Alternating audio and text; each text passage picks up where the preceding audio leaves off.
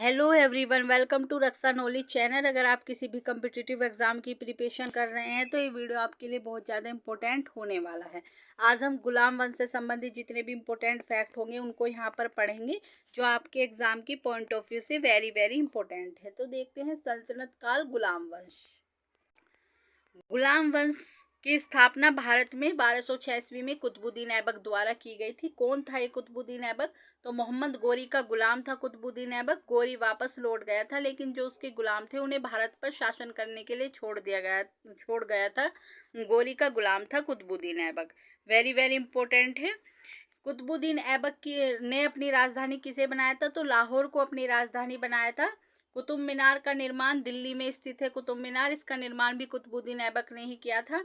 कुव्वतुल इस्लाम मस्जिद का निर्माण ये भी दिल्ली में स्थित है, कुतुबुद्दीन ऐबक द्वारा ही किया गया था। वेरी वेरी इंपॉर्टेंट है। अढ़ाई दीन का झोपड़ा जो कि अजमेर में स्थित है, इसका निर्माण भी कुतुबुद्दीन ऐबक द्वारा ही किया गया था। लाख बख्श यानी कि लाखों का दान देने वाला किसे कहा जाता था? तो कुतुबुद्दीन ऐबक को कहा जाता था। ये क्वेश्चन पूछा जा चुका है। नालंदा विश्वविद्यालय को ध्वस्त किसने किया था? तो ये बख्तियार खिलजी द्वारा किया गया था। ये कुतुबुद्दीन ऐबक का सेनापति था बख्तियार खिलजी। कहा जाता है कि नालंदा विश्वविद्यालय बिहार में स्थित है और इसने आग लगाती थी पूरे विश्वविद्यालय में। वेरी वेरी इंपॉर्टेंट है, उसे पूरी तरह ध्वस्त कर दिया था। ये पूछा जा चुका है क्वेश्चन। नेक्स्ट देखते हैं ऐबक की मृत्यु। कुतुबुद्दीन ऐबक की मृत्यु 1210 ईस्वी में हो गई थी। घोड़े से चौगान खेलते समय घोड़े से गिरकर इनकी मृत्यु हो गई थी। नेक्स्ट देखते हैं कुतुबुद्दीन का मकबरा कहाँ पर स्थित है, कहाँ पर दफनाया गया था इसे? तो लाहौर में ही दफनाया गया था। ऐबक का उत्तराधिकारी आराम शाह हुआ, जिसने 8 महीने तक शासन किया। नेक्स्ट देखते हैं आराम शाह की हत्या कर दी गई थी 1211 ईस्वी में इल्तुतमिश द्वारा। इल्तुतमिश कौन था? ये कुतुबुद्दीन ऐबक का गुलाम और दामाद था इल्तुतमिश। जिस समय इल्तुतमिश एक तुर्किस्तान और इलबरी तुर्क भी था, ये भी क्वेश्चन पूछा जा चुका है। ऐबक की मृत्यु के समय जो इल्तुतमिश था वो किस पोस्ट पे था? तो ये बदायूं का गवर्नर था। ये क्वेश्चन पूछा जा चुका है यूपीपीसीएस में भी कि ऐबक की मृत्यु के समय इल्तुतमिश किस पोस्ट पे था? तो ये बदायूं का गवर्नर था। वेरी वेरी इंपॉर्टेंट है। नेक्स्ट देखते हैं राजधानी स्थानांतरित। तो पहले जो राजधानी लाहौर थी जो कि कुतुबुद्दीन ऐबक ने बनाई थी, अब इसने लाहौर से दिल्ली कर दी थी राजधानी इल्तुतमिश द्वारा। पूछ भी लिया जाता है कि दिल्ली का वास्तविक सुल्तान कौन था? तो इल्तुतमिश को माना जाता है, क्योंकि लाहौर से इसने अपनी राजधानी दिल्ली स्थानांतरित की थी। वेरी वेरी इंपॉर्टेंट है, पूछा जाता है कि लाहौर से दिल्ली राजधानी किसने स्थानांतरित की थी? तो इल्तुतमिश ने। कुतुब मीनार को किसने पूरा कराया था? तो इल्तुतमिश ने कराया था। जो कुतुब मीनार को निर्माण शुरू किया था वो कुतुबुद्दीन ऐबक ने कराया था, लेकिन बाद में उसको पूरा इल्तुतमिश द्वारा ही किया गया था। ये पूछा जा चुका है।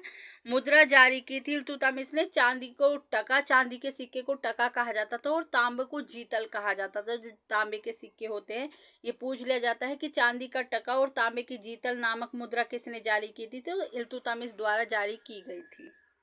ये यूपी पुलिस 2018 में पूछा गया था क्वेश्चन। नेक्स्ट देखते हैं इक्ता प्रणाली की शुरुआत इल्तुतमिश द्वारा की गई थी। तुर्काना ए चहलगिनी की शुरुआत भी इल्तुतमिश द्वारा ही की गई थी। तुर्कान ए चहलगिनी क्या होता था? ये 40 लोगों का या 40 सैनिकों का एक समूह होता था। 40 जो योग्य व्यक्ति थे उनका समूह होता था, तो इसे तुर्कान ए चहलगिनी कहा जाता था। उसकी शुरुआत इल्तुतमिश द्वारा की गई थी।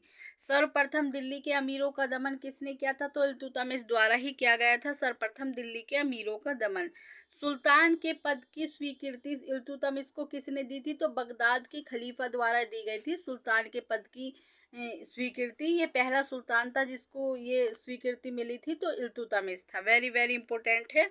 इल्तुतमिश का उत्तराधिकारी रुकनुद्दीन फिरोज हुआ। इल्तुतमिश की बेटी रजिया सुल्तान प्रथम मुस्लिम शासिका बनी। रुकनुद्दीन के बाद रजिया सुल्तान बैठी। ये अयोग्य शासक था रुकनुद्दीन।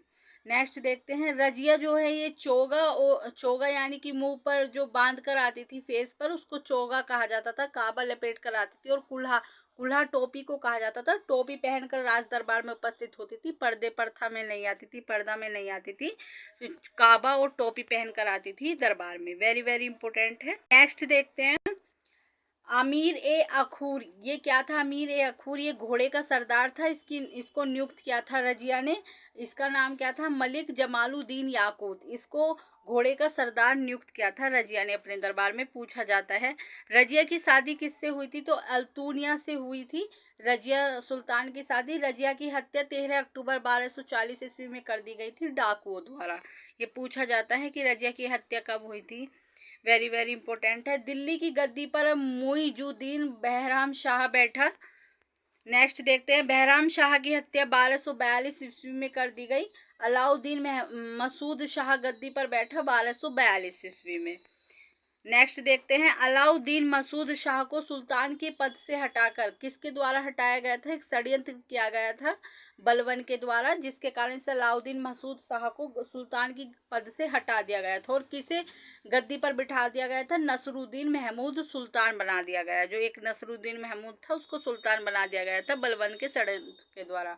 टोपी सीकर अपने जीवन का निर्वाह करता था, यानी कि टोपी सीकर अपने जीवन चलाता था। तो ऐसा सुल्तान कौन था? तो नसरुद्दीन महमूद था। ये क्वेश्चन पूछा जा चुका है, वेरी वेरी इंपॉर्टेंट है। नेक्स्ट देखते हैं, बलबन ने अपनी पुत्री का विवाह नसरुद्दीन महमूद के साथ किया था। बलबन इल्तुतमिश का गुलाम था। जो ये बलबन था ये इल्तुतमिश का गुलाम था, जिसकी बेटी रजिया सुल्तान थी उसका गुलाम था बलबन।